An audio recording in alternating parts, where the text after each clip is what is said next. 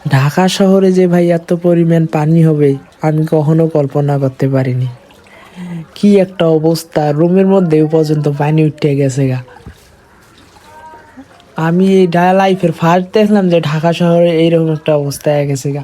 পুরো রুমের মধ্যে পর্যন্ত পানি উঠে গেছে গা। আর যদি আধা ঘন্টা বৃষ্টি হয় প্রায় খাটের উপরে পর্যন্ত পানি উঠতে যাবো গা।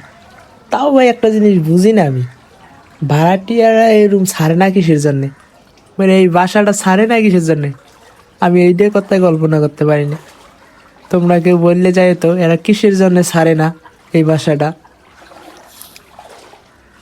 এই দেন কি একটা অবস্থা হয়েছে রুমের মধ্যে, আধা ঘন্টা বৃষ্টি এলে পুরো ভাইসা যাবো গা খাট মাট। তাও ভাড়াটিয়ারা এই বাসা ছাড়ে না, কিল্লেগা ছাড়ে না সবাই বললে যায় একটু কমেন্টে।